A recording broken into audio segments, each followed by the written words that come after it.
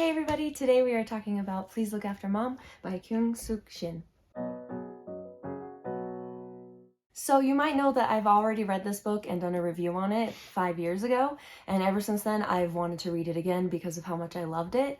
And I was telling my husband that I really wanted him to read it too so I could talk to him about it because of how much I loved it.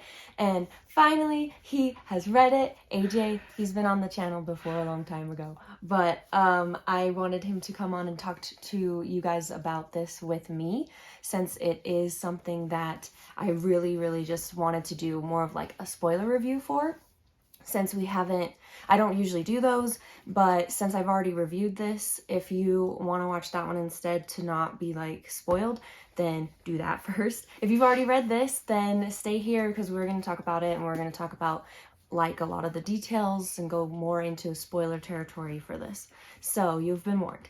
Let's go ahead and get started. So Please Look After Mom is a story about mom and how she gets lost, essentially. Right at the beginning of the book, she's missing, and the siblings are trying to figure out how this happened.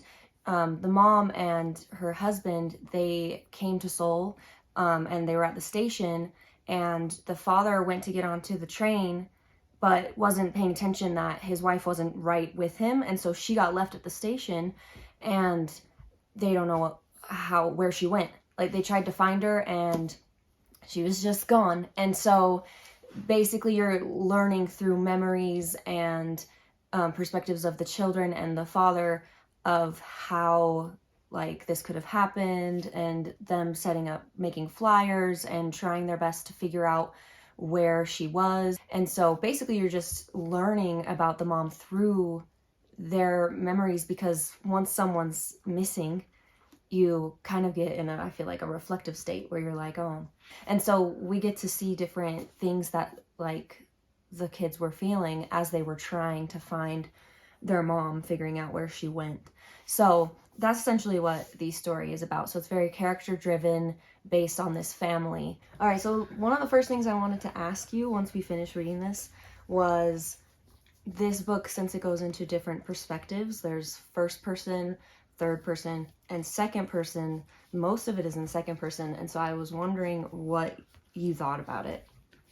So I didn't even really know what second person was, because I kept asking what's second person, because I just don't read books like that. And so when I started reading the book and I saw that they were referring to like me as being the character, like somebody's reading the story to me, I actually didn't mind it. I don't know why people have an issue with that phrasing.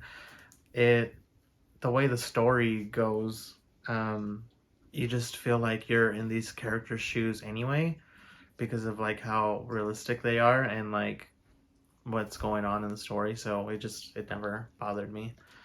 Yeah, so second person, I liked it. Well, okay, yeah, I liked it. I would say I wouldn't really want to go back to books that do it like a lot, but yeah, I didn't mind it for this one. Yeah. Plus, it wasn't like the entire thing the whole time either. There was some like back and forth with different perspectives. But for me, the reason I didn't really mind it was because I wasn't really taking it super literal, like, oh, I'm doing this right now. I'm the one doing, like, it. Yeah. Even though it says you do this, I was still imagining it as someone else, and me saying like, you're doing this, rather than it saying that I'm doing it, like, if that makes sense. It was weird for me because, like I told you before we started this video, I feel like this story would benefit as a TV show, and in my head, when I imagine it like as a show or a movie in my head, I think of the story with narration, and I think that's what helped that out, because there was just like one solid voice throughout the whole entire book, even though it's from different points of views in the different parts, but that helped me out a lot. Yeah, that makes sense. So did you have a favorite section or like character that it was following during those sections? Yes. Okay, so all of it when I finished the first part, because a little mini backstory, I started this book about 6 months ago, and I only read the first part, and then I read maybe just a few pages of the second part, and then I just stopped it, got into a reading slump, and this time around, I started the book up and finished it in 3 sittings, so just a few hours. And so when I started this book again, I was familiar with the first part, and so I was still taking my time with it, but I was reading it slower because I really liked the point of view of the first daughter, which is the first part. And I thought that it wasn't really gonna get better because in the second part it changed to the point of view of the eldest son. But when you start learning more about the eldest son's point of view, because you get a lot of, at least for me, the daughter, so Chihon, she paints the eldest brother as just like this mean, grumpy, older sibling, which I mean is pretty common. And that's how I saw that character. But when you actually get to his part, you see like why the mother was maybe treating him better or even the best, and kind of even saying like, oh, she never said this, but the way Chihon was saying it, she was basically saying that he was the favorite sibling. So when I got to his part, I think that's why his part ended up being one of my favorites, even though I liked every part for different reasons. And maybe that's just because I'm the oldest son. I related to him a lot. But yeah, that's the long answer of it. So second part, I would say, was my favorite. Yeah. I think I like his parts because it goes into like talking about the relationship with him and mom. Yeah. And why she wants him to be good at like he like studies and he wants to impress her. Yeah. And like she always gives him extra food and stuff, and so it kind of makes it's like, oh no, you have to study, you need more food. And so I liked seeing how their relationship was, but I also like Chihon's part a lot because it starts and ends with her. Yeah. And I just realized that I lied to you about the whole entire thing that I just said. Because now that I'm thinking about it, part 4 is my favorite. With the whole revelation. The mom part then? Yeah. Okay. Yeah. Yeah. So if I were to rank it though, this is weird because the first part was, sorry if you could hear our dogs licking. They're just licking a lot. If I were to rank it, it would be the mom, and then the brother, and then the dad, and then Chihon. So that's weird because I thought, how's it gonna get better? But again, like they're all really equal though. It's just that I connected more with certain things, and I think you really need to be connected with the first POV anyway, because that's how it ends. Like you circle back to her, and I think the author did that on purpose. Yeah, I think that ranking it like that, I don't know that the very first section would be my favorite, but the last section would be. But yeah, without the first part, it flows better if you start and end with the same character and the same second person perspective. But just, I guess the fourth part and the epilogue, those two parts together just work really well because the mom is the fourth part and you get to really know what she's saying about her feelings towards her family and like what she was thinking, because you see what she thinks through all the kids and through the dad, but then you see her own words, her own thoughts, and then it goes back to the daughter, and it like reveals, it just like wraps it up in a nice bow. It just like really works. And so that's one of the reasons I like this style, because it seemed to flow really well together. Even when you were in a different section and a different perspective, it didn't feel like you were reading a totally different book, because sometimes books can feel a little disjointed when they totally go to a new part and you're like, I just can't connect with this part. But all of the parts in this just did really good. And I think that's why I liked reading each part, at least finish the part in one sitting, because I didn't want it to feel too disjointed, especially that it technically goes back and forth between like what's currently happening and memories back and forth. And so that's already disjointed, but I don't think that was ever distracting. But yeah, I think it'd be beneficial that if you do pick this book up, just to read it as much as you can and finish off a part.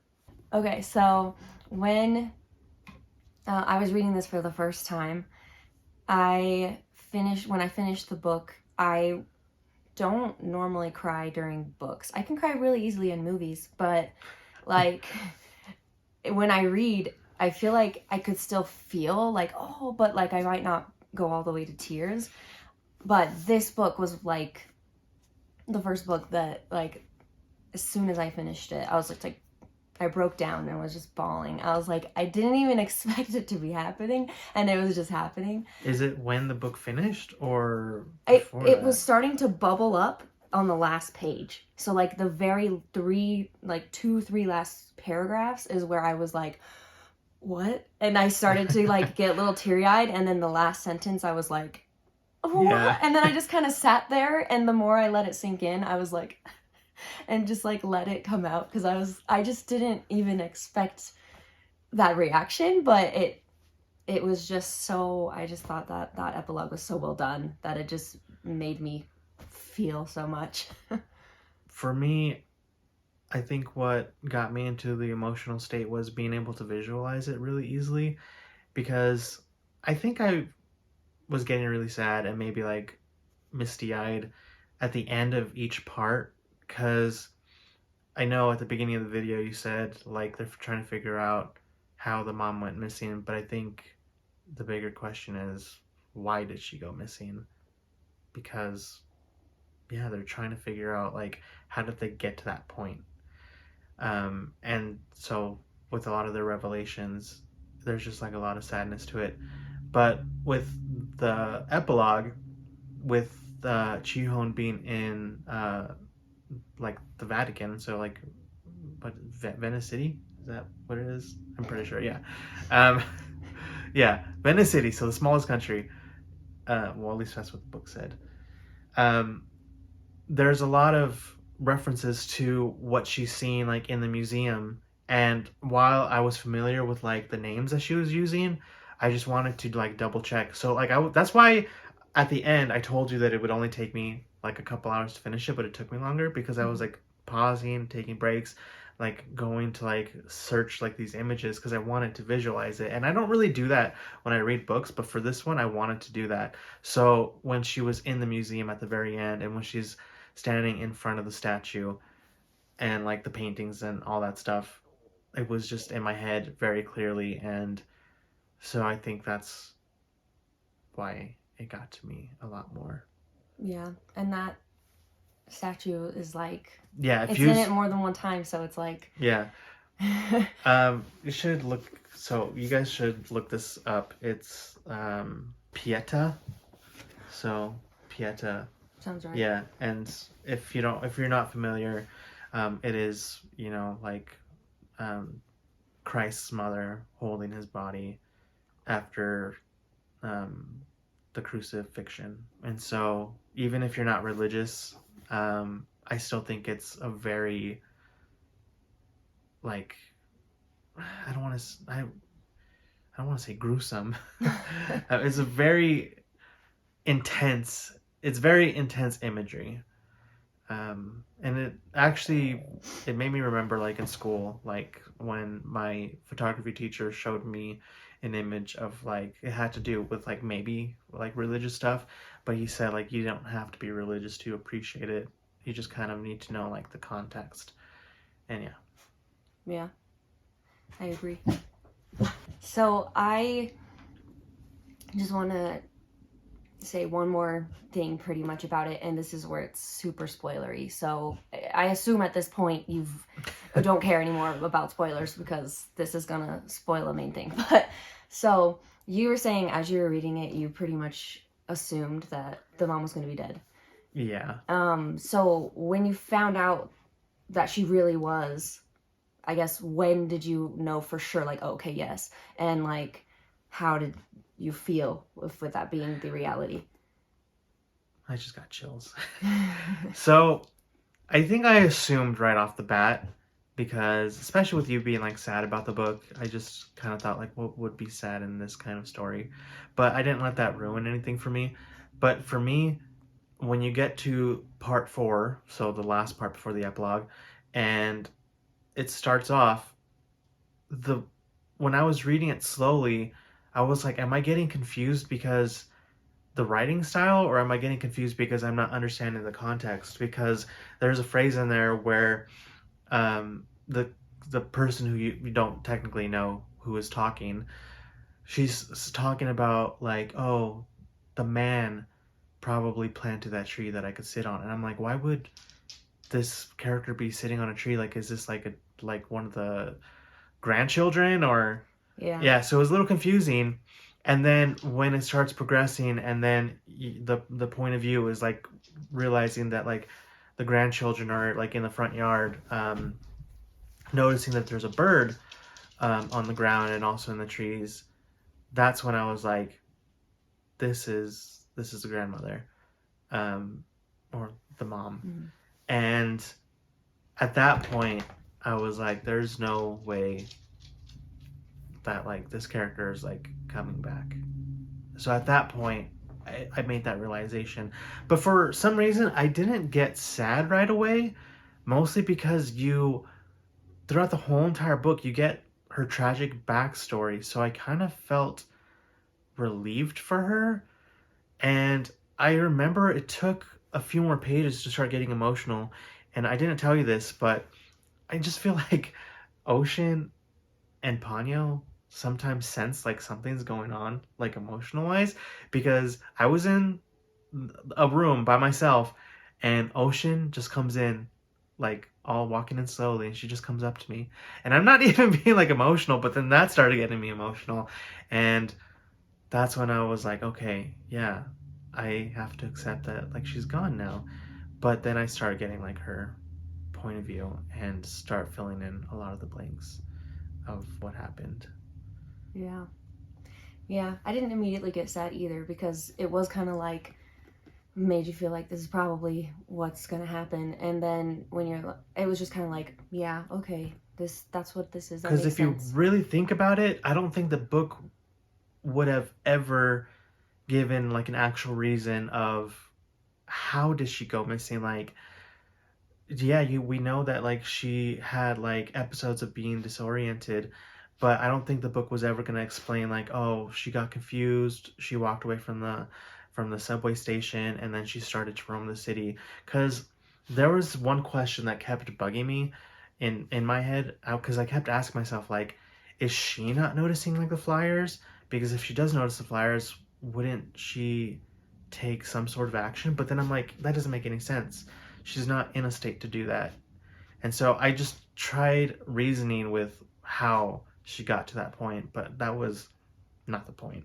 Yeah. Yeah, it gave a lot of hints that maybe she was getting memory loss of some sort, Yeah. and stuff like that. So it kind of made sense why she wouldn't just immediately call someone Because or something. the alternative, if she would have been like alive the whole time, that also wouldn't have made sense, because at this point, weeks had been passing by, months, and it's like somebody would have called or like figure this out. But yeah, that it never would have worked. And so if you do start the book even like thinking that she's just not a part of this world anymore, I don't think that's gonna ruin your journey through the book.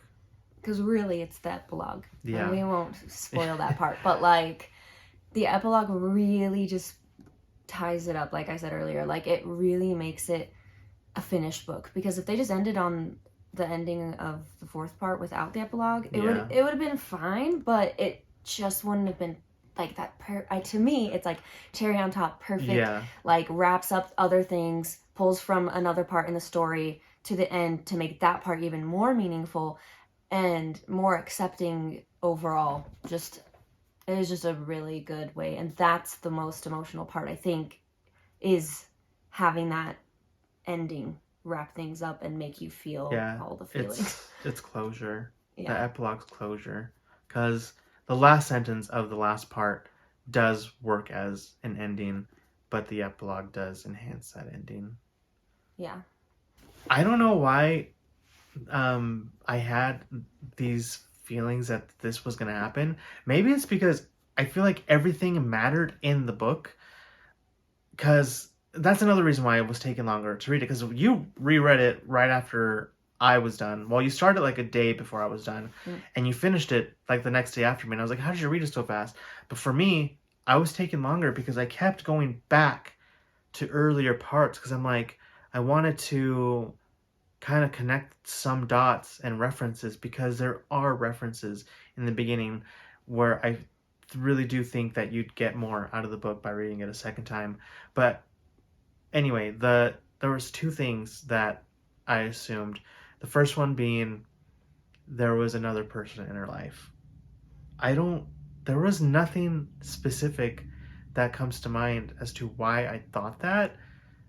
Um, because when she talks about an experience about being with like another person out in the hills behind the house, she says, well, during her part, she says like the man.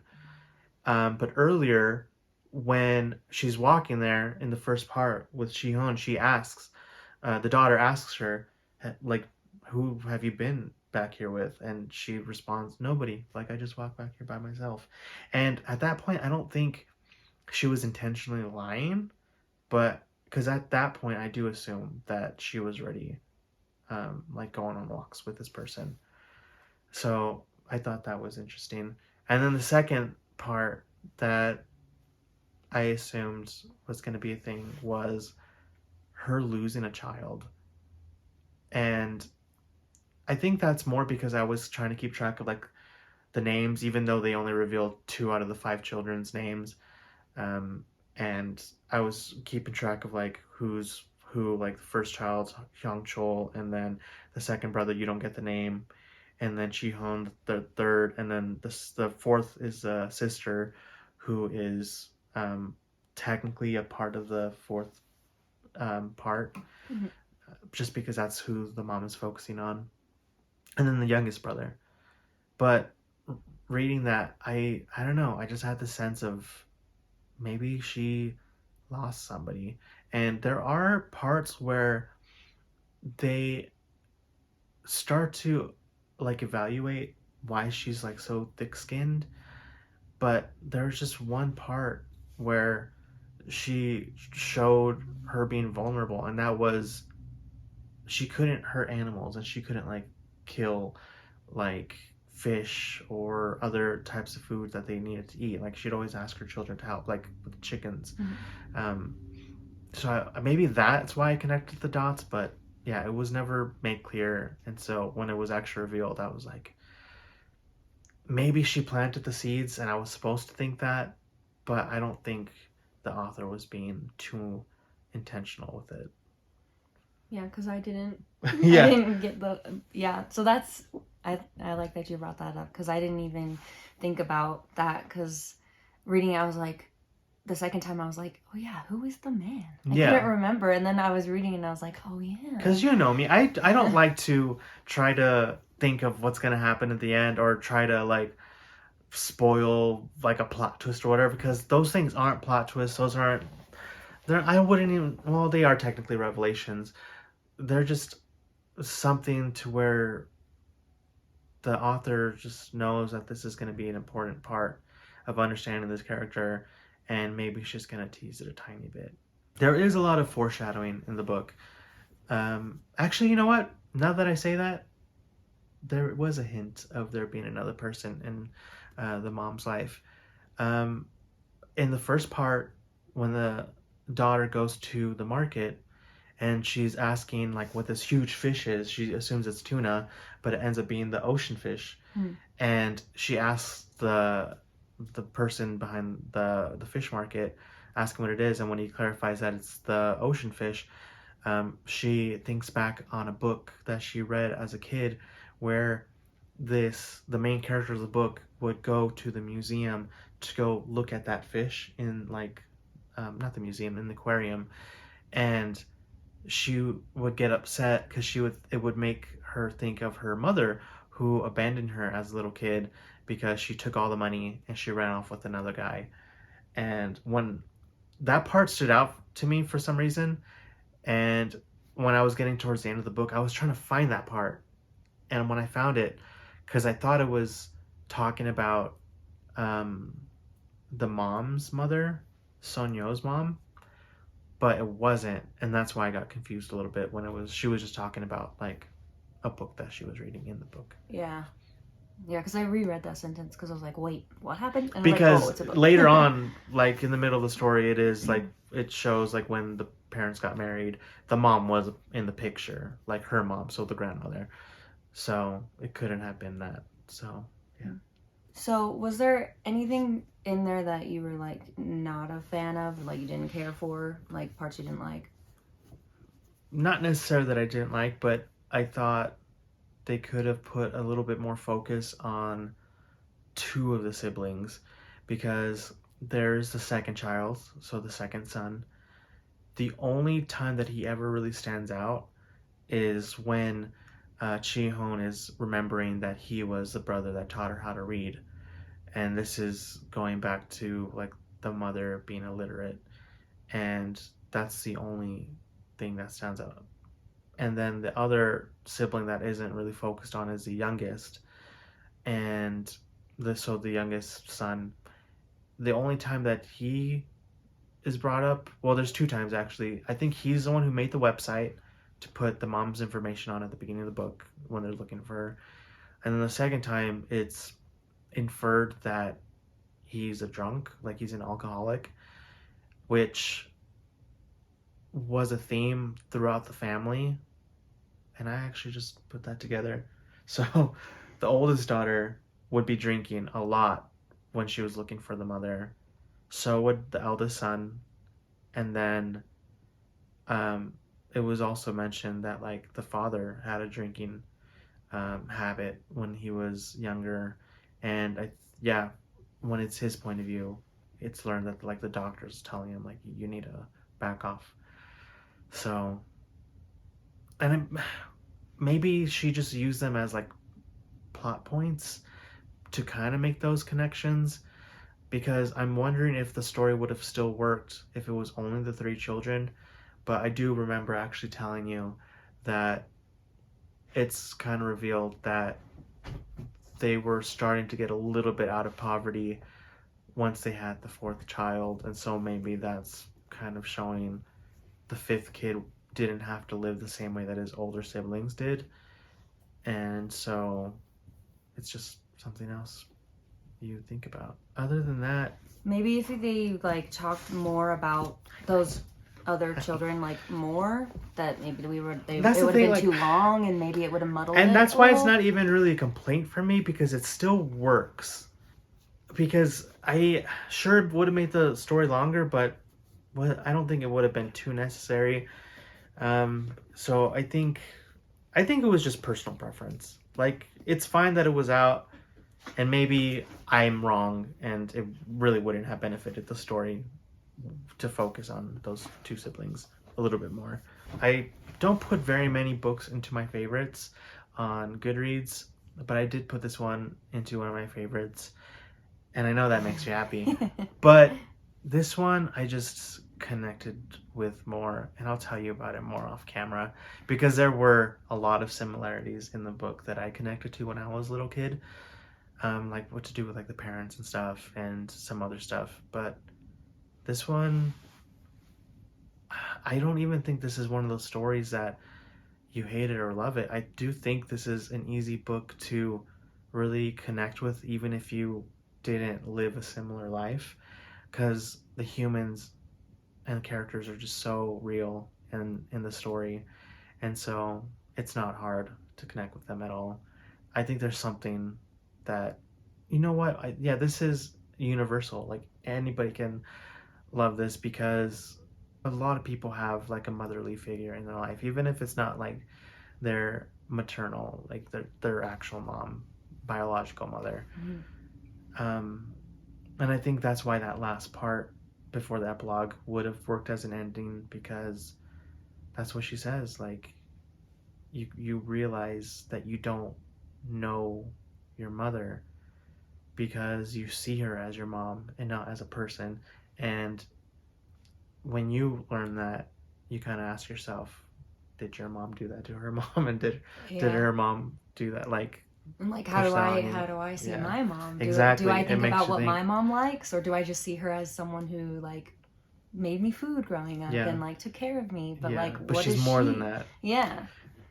Yeah. And that's why I loved it, because even though it was like really sad and even depressing, there was just like a lot of moments that made me like smile or laugh, and yeah, that's why I really liked it. Yeah. So yeah, I never rate things either, like with stars anyway, because I don't like having to like put a label or whatever on a book to be like, oh yeah, that's a 3 or that's a 4, or like it's hard for me to do that because it's just like, well, did I like it or not is really about it is what's important to me. And for this one, since it made me emotional enough to cry, I'm like, clearly this impacted me more than I realized it would. And a lot of things I was like, yeah, I get that, or oh, I feel that, or maybe not on that amount, same scale, but I might be like, oh yeah, that makes sense. And just because I had that feeling about it and the emotional reaction to it, that's just, I'm like, well, yeah, it's a 5 because it clearly left a mark on me in some kind of way to where I wanted you to read it. And I'm like, oh, you got to read this book because I just want to talk to you about it because it was just like surprisingly so much better than I originally thought it would even could have been. And so,